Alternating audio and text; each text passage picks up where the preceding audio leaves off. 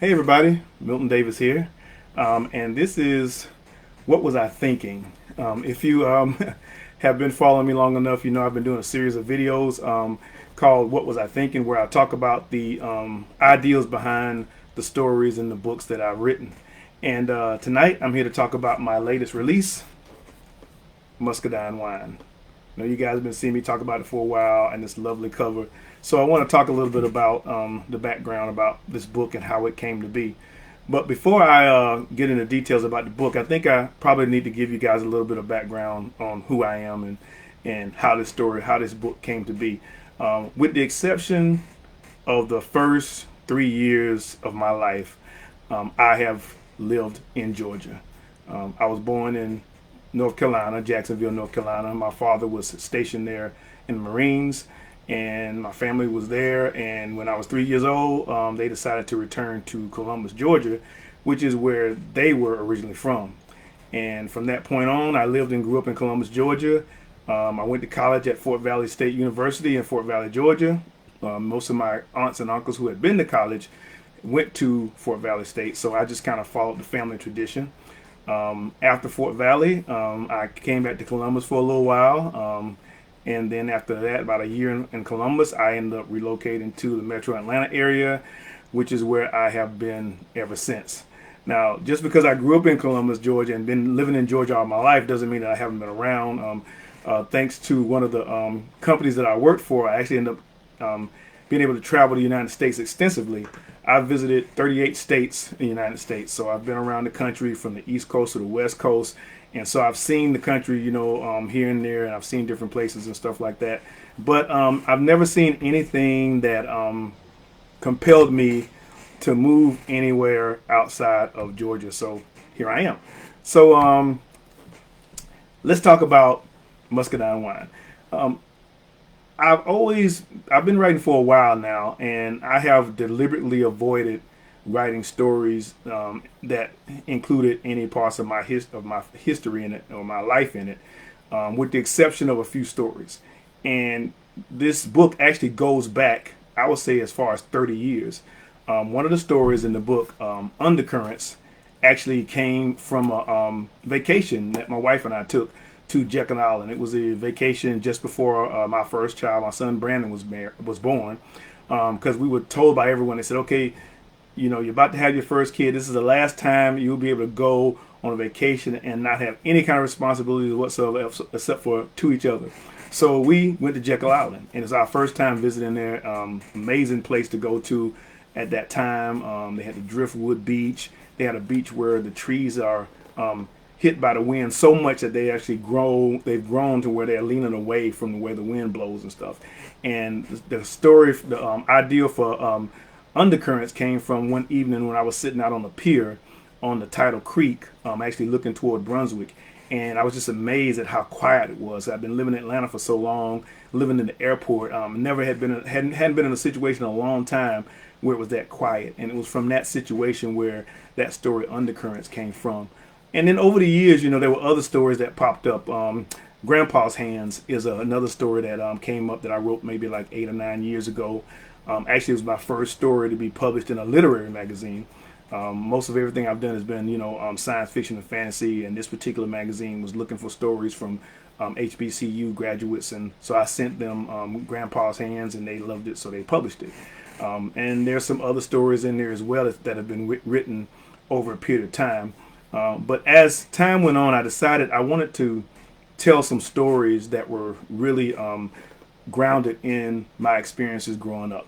And one of the reasons I did that was because, when I was coming up, the black experience was basically associated with an urban experience, growing up in the city, growing up in the ghetto and stuff like that. And it was always funny to me when I would see that because here I was, a young black boy growing up in Columbus, Georgia, living in the suburbs, living in the country, because my mom used to go out to my grandparents' farm all the time, and all these experiences that they were explaining that they were saying that as a black person you were supposed to have, experience, they meant nothing to me. I knew just about as much about it as anybody else that was outside that particular environment.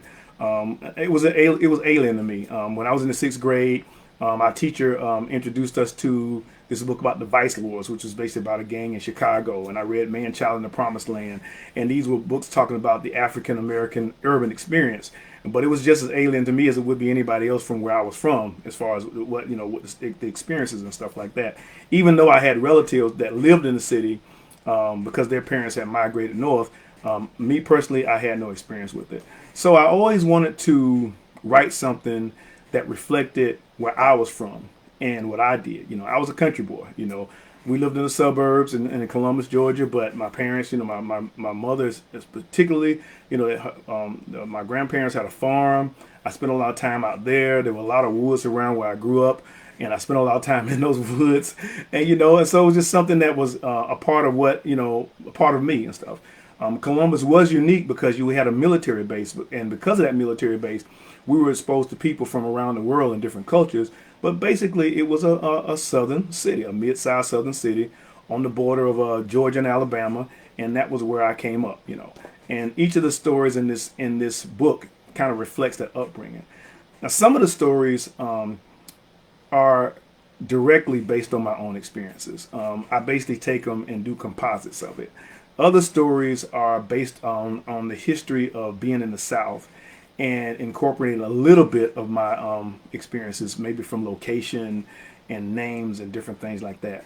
But all of them together are basically coming from that's I call it that southern what do you call it, southern magical feel, that kind of thing. So that's basically where the book came from.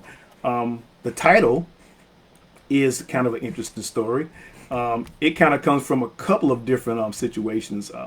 I like three different stories I could basically tell you guys about from the title of the Muscadine.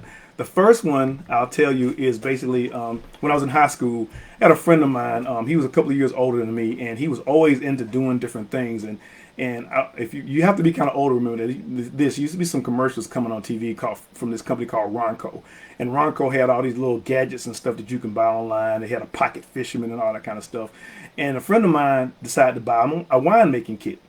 And he called me up and said, "Hey man, we're gonna make some wine." And I'm like, "Cool, how are we gonna do it?" So he said, "We're gonna go out in the woods, we're gonna pick some muscadines, and then we're gonna squeeze the muscadines, and we're gonna make wine out of them." So we went out in the woods, we found the muscadines. We knew where they grew because we were in the woods all the time. So we picked the muscadines, we crushed them, we put them in this thing, and we set them aside for however months they said we had to do it. And so finally that day came, and he called me over to his house, and we broke out the Ronco wine making kit, and we poured the wine out, and we drank this stuff. And it was so bitter and tart that I didn't think I was going to be able to open my mouth after I sipped it. So, of course, that experiment didn't work. My other experience with muscadines was actually when I was in college, and I was working for the Department of Agriculture, living in Hinesville, Georgia, about 40 miles from Savannah, from the coast. And I was working as a agronomist trainee. So we spent every day out in the woods, digging holes in the soil and mapping soils. And one day we came across some muscadines. And I looked at him and I said, "Hey, muscadines." And the guy with me started laughing. He said, "Muscadines?" He said, "Those things aren't muscadines." He said, "Those are bullets." And I had never heard him call that before, but apparently in that part of Georgia, that's what they call them. They call them bullets. And some of you guys from the area around the South probably use the same terminology for referring to the muscadines. And the last one is actually a friend of mine that I grew up with, who's originally from Anniston, Alabama. And in that Anniston area, there are vineyards, and they grow muscadines to produce wine. And he is in love with muscadine wine. And whenever I would go visit him, he'd break out a bottle of muscadine wine, and we'd sit there and drinking and stuff like that. So all of that kind of goes into the Muscadine Wine title. And I actually incorporated it into another story that I wrote, which is actually the last story of the book, called Muscadine Wine. So I'm not going to give away a lot much about the stories in the book. Some of you have probably read some of these stories because they've been printed before. Like I said, Grandpa's Hands, you may have read that. Undercurrents, you may have read that story as well. I actually did a reading of Bigger a few years ago, and those are some of the stories I already wrote that I'd written previously. But there's a number of new stories in here as well that I think you'll enjoy. One other thing that I probably bring up about the presentation, about the book, is I noticed that after I wrote it, that a lot of the stories have a connection to water. And when I thought about it, and I thought about me growing up, I came to realize that there's something about the calming effect of water that affected me. I spent a lot of time fishing on the lakes because it was a opportunity for me to be by myself and be in a quiet situation and just concentrating on that particular thing. The river, the Chattahoochee River, is a major part of Columbus. Spent a lot of time on the river as well, fishing. I had a friend of mine who was a big bass fisherman, and we would go fishing on the river and stuff like that. And then the ocean. I would have to say the ocean is probably my favorite vacation place to go. I can sit for hours on the beach just looking at the ocean. Again, it's something about water and the rhythm of the waves that just has a calming effect on me. And I noticed that it popped up a number of times in the stories that I wrote, which I'm still trying to figure out the the whole thing about that. But that's just something that I bring up. So hey, that's basically it. That's basically the story behind what I was thinking when I wrote Muscadine Wine. So I just was checking down here where my screen is. I can't really see that much. I just want to check and see what some comments are here. Anna Holloway says, "Yay, Fort Valley State University." Anna Holloway, Dr. Holloway, is actually the person that introduced me to science fiction and fantasy. I took one of her classes, and she actually called me to her office and asked me why was I majoring in chemistry. I should be a writer, and that kind of got me the ball rolling as far as me as writing is concerned. So I'm really happy to see that she's here.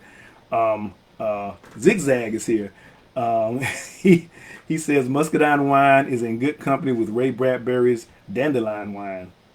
High praise. Thank you, man. That's a compliment indeed.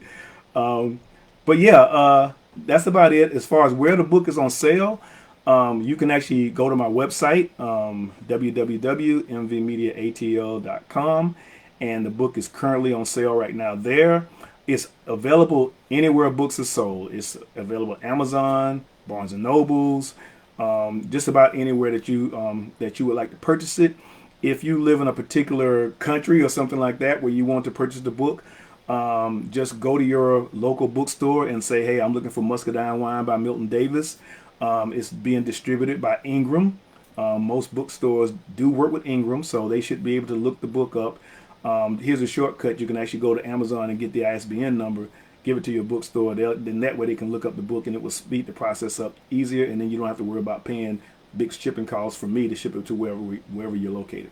But hey, that's it. I hope you guys get a chance to go out and pick the book up and enjoy it.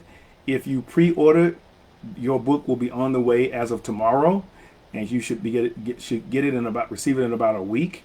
And I hope you enjoy it, and I hope you set the mood right by sipping on a little muscadine wine while you're reading the book, or even maybe eating a few muscadines. Hey, this is Milton Davis, and I'm glad you guys came, and y'all have a great evening. Peace.